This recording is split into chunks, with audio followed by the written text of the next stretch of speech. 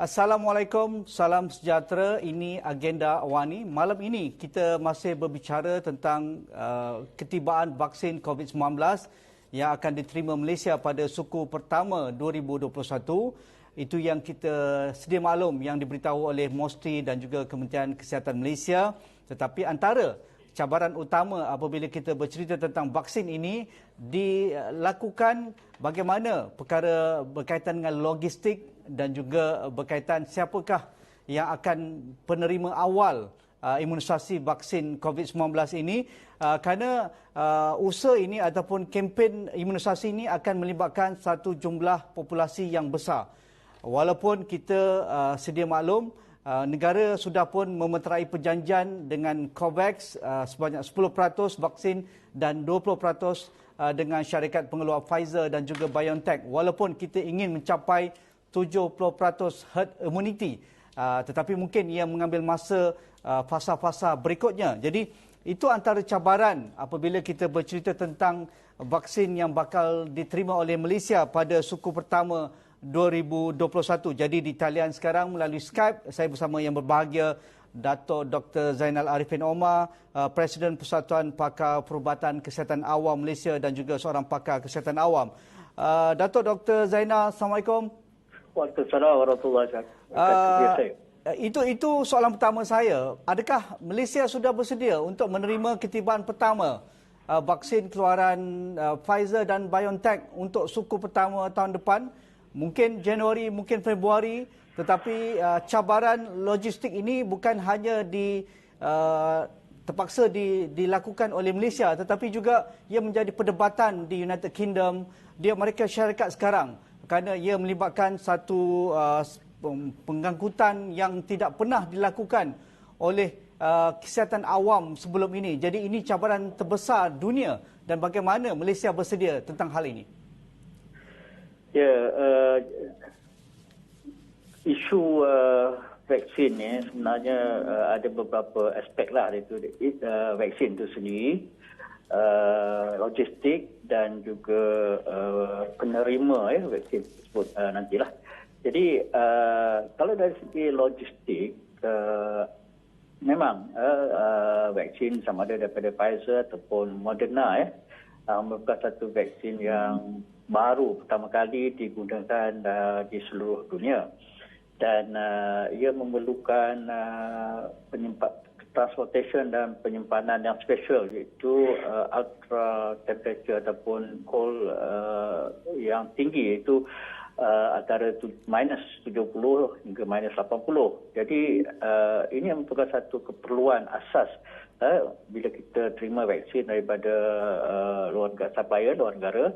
Dia datang pada kita, satu kita harus ada storage, yang kedua kita logistik untuk transport ke mana-mana tempat di seluruh Malaysia, yang ketiga penyimpanan sementara kita nak beri kepada penerima lah. Jadi ini memang satu cabaran yang besar.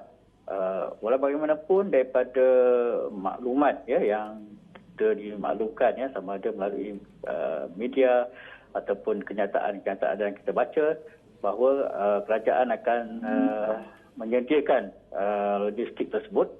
Di samping pada masa ini kita juga dimaklumkan bahawa ada beberapa, lebih daripada 100 institusi ataupun kemudahan atau temperature itu minus 70 ini di beberapa institusi di universiti dan pusat-pusat penyelidikan.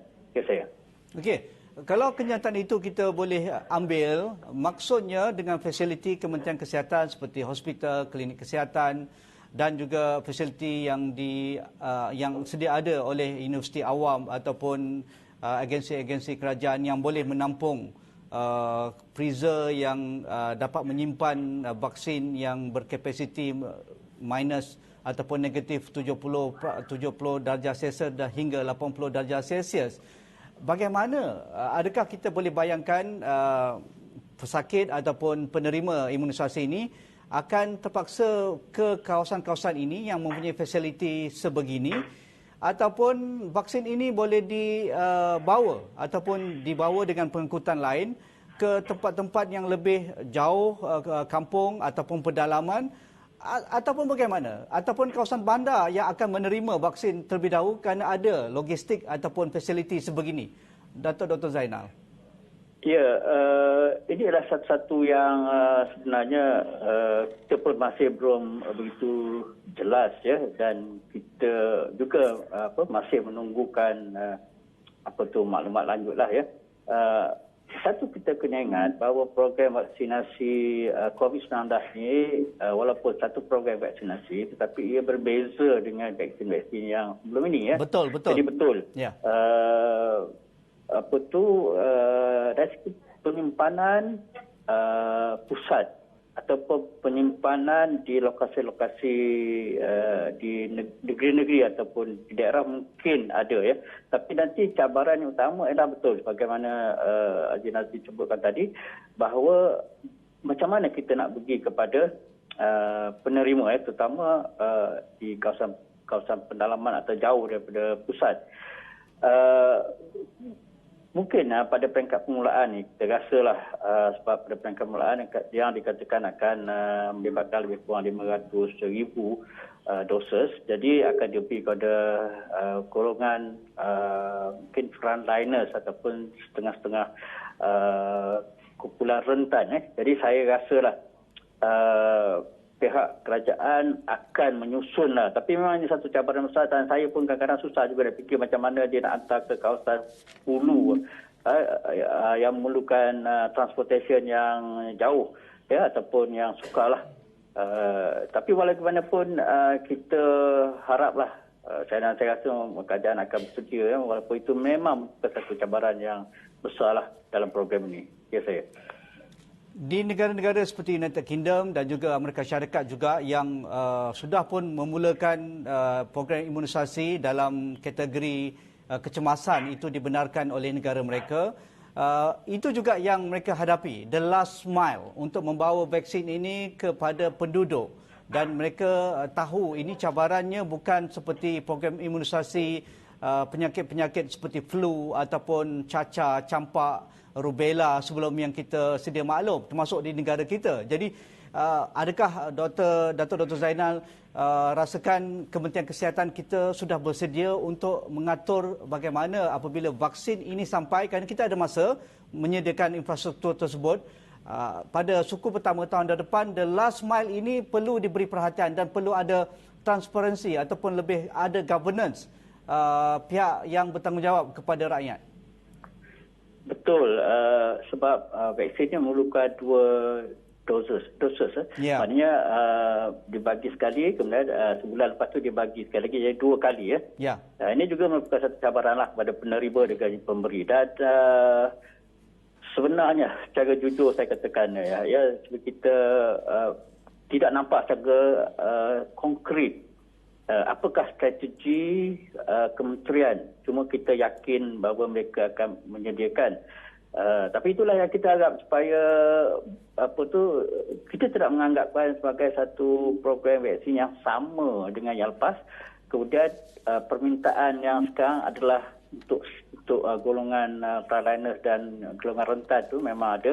Dan kita bandingkan bahawa kalau negara maju di UK, di US dan sebagainya, keadaan geografi mereka, kepadatan penduduk mereka, kemudahan pengangkutan dan sebagainya berbeza dengan kita ya. Mungkin di Kuala Lumpur atau di bandar besar, di Johor Bahru, di Pulau Pinang mungkin isu ini tidak timbul.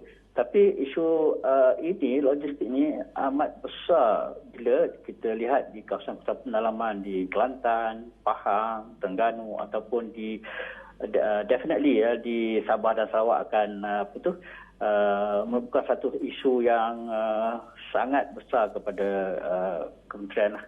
Ya saya. Okey, kita bergerak kepada dari aspek akses vaksin ini, Dr. Zainal.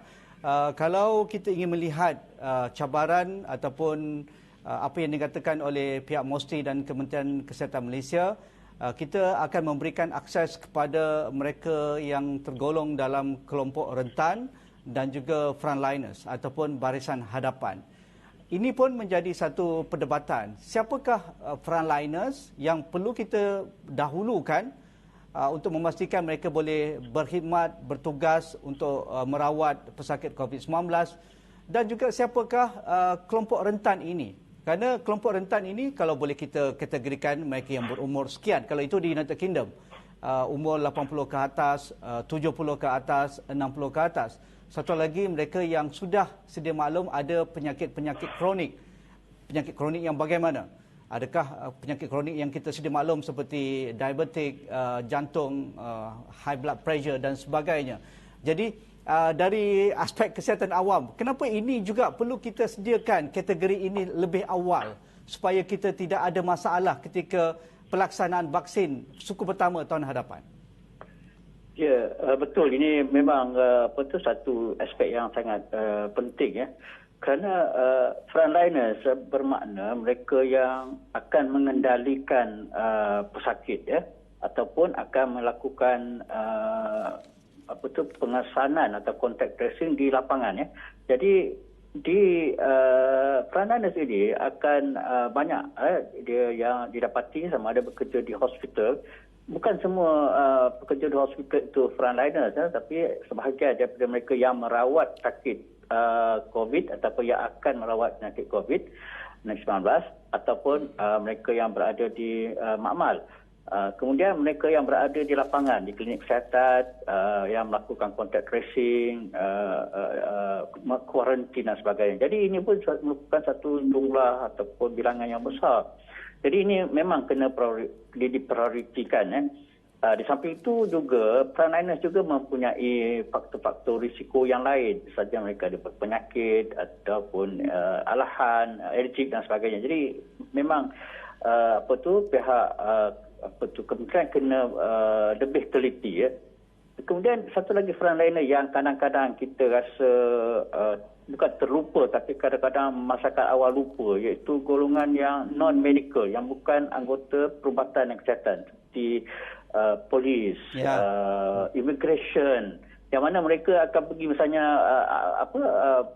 parti misalnya, dan mereka akan menjaga ataupun membawa ke pusat tahanan, ataupun polis yang membuat sekatan jalan raya. Jadi ini adalah golongan frontliners yang besar dan kita kena tengok secara mendalamlah kumpulan-kumpulan ini. Itulah kumpulan frontliners. Sebab kalau kumpulan rentan juga, sebab satu masalah di negara kita ialah kita hampir 30% pesakit 18 tahun ke atas, penduduk berumur 18 tahun mempunyai penyakit diabetes, hypertension ya.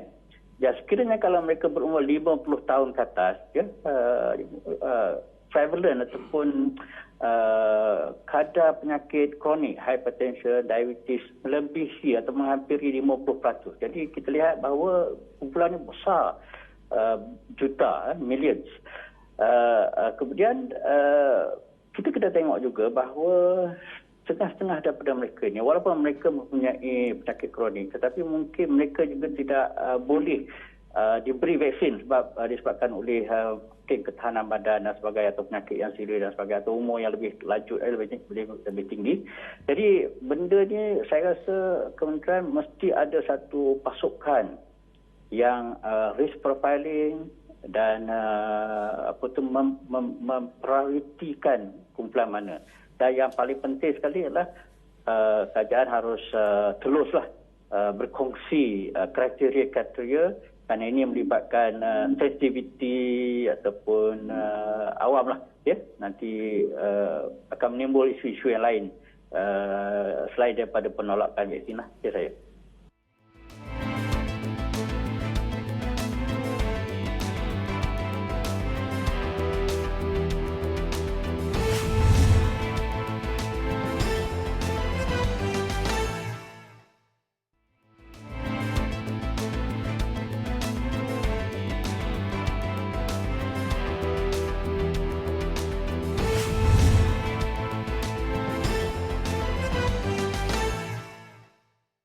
Dalam hal vaksin ini juga kita tidak mahu ada wujudnya jurang antara mereka yang boleh akses kepada vaksin walaupun kerajaan sudah memberi jaminan ia hanya akan dikendalikan ataupun diberikan oleh Kementerian Kesihatan, tidak akan diberikan dahulu kepada klinik kesihatan swasta ataupun hospital swasta.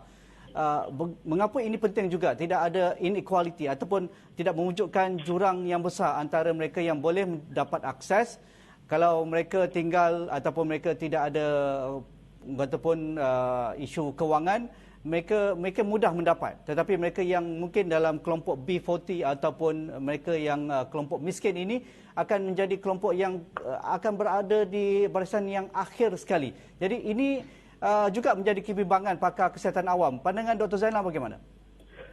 Ya, betul. Sebab banyak kajian ataupun yang dilakukan untuk program kesihatan ni, golongan yang paling dikatakan kurang mendapat accessibility kepada perkhidmatan yang baik, pertama, ataupun yang kedua adalah keadaan status kesihatan mereka yang tidak begitu baik, biasanya adalah di kalangan B40 ke bawah lah. Pertama mungkin kedua tempat mereka tinggal, yang kedua keadaan kesihatan mereka, ketiga keadaan ekonomi mereka, yang keempat mungkin accessibility, mungkin mereka tinggal jauh di pedalaman atau mereka jauh tidak ada masa dan sebagainya. Jadi dan kadang-kadang program kalau kita ikut secara prioriti saja, tapi kita tidak mengambil kira kepentingan ataupun kekurangan kumpulan B40 ataupun kumpulan yang begini, maka mereka kadang-kadang kita juga tak sengaja dilupakan atau kita kata mereka tak nak, mereka tak datang. Tapi bukan disebabkan oleh sengaja, tetapi disebabkan oleh kekangan-kekangan yang seperti kan saya sebutkan tadi. Jadi itu pentingnya supaya selain daripada pemberian vaksin oleh pasukan pemberian vaksin, kita juga sarankan supaya Kementerian Kesihatan mempunyai satu pasukan audit, bukan saja audit vaksin tetapi audit untuk lihat sejauh mana pencapaian kita, coverage kita kepada golongan-golongan yang sangat memerlukan tetapi accessibility mereka adalah kurang. Ya saya. Okey. Kalau itu perlu dilaksanakan untuk memastikan semua lapisan masyarakat mempunyai akses yang adil kepada vaksin. Ialah vaksin pada peringkat awal ini begitu terhad jumlahnya berbanding jumlah populasi negara hampir 32-33 juta ini, dan kita ingin mencapai 70% populasi untuk diimunisasikan. Jadi bagaimana ia perlu bersikap holistik dan juga efisien, dan dalam masa yang sama ada governance yang bagus daripada pihak kerajaan. Kita rasa bahawa di samping kerajaan mewujudkan pasukan memberi tadi yang pertama, kemudian ada pasukan yang audit untuk melihat ketulusan dan juga penyampaian yang cukup, ada good coverage kepada penduduk. Yang ketiga, kita juga mesti ada kumpulan yang katakan engage ataupun evolve kan community tempat-tempat, dan untuk menggerakkan mereka supaya mereka satu mendapat peluang, yang kedua menggunakan peluang tersebut. Kerana jika kita tidak buat demikian, maka inilah golongan yang tertinggal. Kerana banyak isu-isu lain pada masa ini yang orang katakan menyebabkan golongan yang bukan tidak peduli tapi kurang peduli. Bila susah sangat, jadi kata tak payahlah. Ya, betul. Jadi kita gunakan kumpulan-kumpulan lain selain daripada kerajaan lah. Ya. Itu berkaitan dengan akses kepada maklumat. Kalau maklumat mereka tidak sampai ataupun mereka dapat secara tidak sah ataupun tidak tepat, mereka akan menjadi kelompok yang macam ni lah, macam Dr. Zainal katakan, tak payahlah banyak sangat kerenah birokrasi, tak payahlah kerana ia mungkin ada kesan-kesan sampingan, tak payahlah kena pergi ke bandar besar dan sebagainya, siapa nak bayar tambang saya, bagaimana tempat tinggal saya di hotel dan sebagainya. Jadi komunikasi memainkan peranan. Tetapi adakah Dr. Zainal rasakan ini akan menjadi isu juga dalam kita memberikan penerangan yang sepatutnya sampai kepada akar umbi kita? Ya, sekarang pihak kerajaan lah ya, kita kena tengok dari segi holistik keseluruhan ya. Kerana kita tahu bahawa jika ada kelemahan ya, ini kelemahan ini yang kita sebutkan tadi ialah akan ada ya, akan wujud. Semua ada kecil atau besar akan wujud. Kemudian ada golongan-golongan nanti yang minta maaf saya cakapkan, golongan-golongan yang bukan menghasut tapi memberi maklumat supaya reject, jangan ambil vaksin. Betul. Jadi bila dicampurkan kedua-dua maklumat dan juga kerenah tadi, jadi mereka macam itulah mereka akan tertinggal. Jadi kita harap supaya kerajaan memberi akses yang lebih. Sekiranya misal katakan machinery atau budgeter kerajaan tidak ada di situ. Jadi kita boleh gunakan NGO, community ataupun pengkhidmat swasta, klinik dan sebagainya. Macam dulu pun pernah dalam program, misalnya program lain yang mana kita gunakan perkhidmatan swasta, klinik swasta, doktor swasta untuk bantu memberi kepada kumpulan yang tidak dapat menggunakan perkhidmatan kerajaan. Tentulah kalau katakan siang dia tak boleh, kita pun tak boleh nak pergi malam. Jadi dia boleh pergi malam ke klinik swasta yang berada di tempat dia. Tapi kerajaan mesti ada mekanisme. Okey, menarik. Dr. Zainal, berkaitan dengan itu dengan rakyat kita. Tetapi kita tidak boleh mengambil mudah juga akses vaksin kepada mereka yang tidak ada warga negara. Kita tahu di sepadan-sepadan negara ni ramai sekali keluar masuk secara mudah di sepadan Sarawak, sepadan Sabah, Kelantan, Terengganu dan sebagainya. Mereka ini tidak ada identiti dan mereka juga antara yang kita kenal pasti yang sudah pun membawa COVID-19 dari negara jiran ke negara kita. Kita bukan nak menuduh. Dan juga rakan-rakan yang dalam tahanan seperti depo tahanan, penjara-penjara, mereka yang ada isu berkaitan dengan visa dan sebagainya. Jadi bagaimana akses kepada kelompok ini? Kerana itulah yang menjadikan angka kita sentiasa meningkat saban hari dalam gelombang ketiga. Jadi pengajaran dalam fasa ini untuk kita berikan akses vaksin apabila vaksin sampai ke negara kita. Walaupun vaksin itu jumlahnya terhad untuk fasa pertama dan fasa kedua. Ya, pertama kamilah di kesihatan kita panggil neutral. Yang kedua, penyakit tidak ada pasport. Ya. Dia tak tengok pasport Malaysia ke, pasport orang lain ke, ataupun tak ada pasport. Dia tak tahu. Jadi, bila penyakit tidak ada boundary, tidak ada sempadan pasport warga negara dan sebagainya, dan mereka berada di dalam negara kita. Jadi, mereka potensi untuk mendapat dan potensi untuk merebakkan kepada warga rakyat kita lah. Jadi, kerajaan mesti ada satu mekanisme untuk memberi kepada golongan ini. Contoh yang kita bila kita ada outbreak polio, wabak polio di Sabah, kebanyakan kanak-kanak yang mendapat penyakit, ada kanak-kanak yang tidak ada dokumen, sama ada bukan negara ataupun yang datang, mereka ini tidak mendapat vaksin dan tidak dapat, mereka juga mendapat penyakit. Jadi mereka mendatangkan satu beban kepada negara dan juga risiko kepada rakyat lain. Jadi masa itu Malaysia Kementerian Kesihatan bersama dengan agensi-agensi lain seperti UNICEF dan WHO misalnya, mereka bekerjasama bagaimana wujudkan satu mekanisme bahawa golongan ini, iaitu golongan tanpa dokumen, bukan warga negara dan mungkin juga yang di dalam tahanan, kita mesti bagi mengikut prioriti.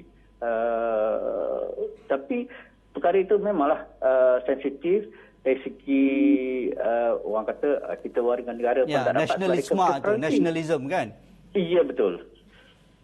Okey, akhir sekali Dr. Zainal, vaksin ini juga seolah-olah pasport untuk kita mendapat lebih kebebasan untuk bergerak, melakukan aktiviti yang kita lakukan sebelum adanya pandemik COVID-19 seperti perjalanan, seperti aktiviti ekonomi, aktiviti perniagaan, pendidikan sekolah dan sebagainya. Jadi kenapa ini juga perlu kita kaitkan? Kalau tidak ada vaksin itu seolah-olah kita akan menjadi second class citizen.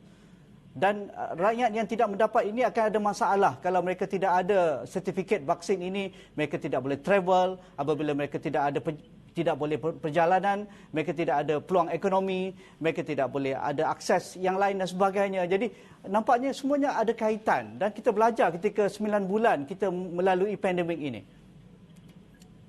Ya, betul. Ini yang itu adalah isu yang sangat relevan kerana terhad. Ya, yang kedua adalah vaksin ini sebenarnya adalah melindungi diri penderita, protection individu. Herd immunity ataupun kelompok tu kita kira belakang lah. Ya, Tapi betul. yang penting adalah ia melindungi individu. Jadi kalau misalnya saya tak dapat, saya kata apa pasal saya tak dapat. Betul? Yang kedua, saya pun tak melakukan ni walaupun orang katakan boleh SOP, pakai mask, basuh tangan, jawab jarakan, tetapi kenapa saya tak dapat? Kenapa orang ini dapat? Jadi soalan tu ada, jadi saya rasa keadaan memang kena fikirlah. Bukan isu menghadkan 70% atau sebagai ataupun untuk mencapai herd immunity, tetapi istilah perlindungan setiap individu yang berhak dan juga mereka dinamik. Contoh lagi ya. Ini orang kata contoh lah kan. Kenapa orang tua umur 80 tahun dapat tapi saya umur 45 tahun tak dapat? Dan saya lagi nak menanggung keluarga, ekonomik, produktif dan sebagainya. Jadi isu ni memang keadaan kena tangani betul-betul supaya tidak ada kesan-kesan negatif kepada semua orang lah, kira saya. Okey. Datuk, banyak isu yang boleh kita jelaskan lagi dan minta pandangan Datuk, tapi itu saja untuk setakat malam ini. Terima kasih Datuk ya. Terima kasih Datuk Dr. Zainal Arifin Omar, Pakar Kesihatan Awam dan juga Presiden Persatuan Pakar Perubatan Kesihatan Awam Malaysia. Sekian saja agenda awal ini pada malam ini. Assalamualaikum, insya-Allah kita jumpa lagi.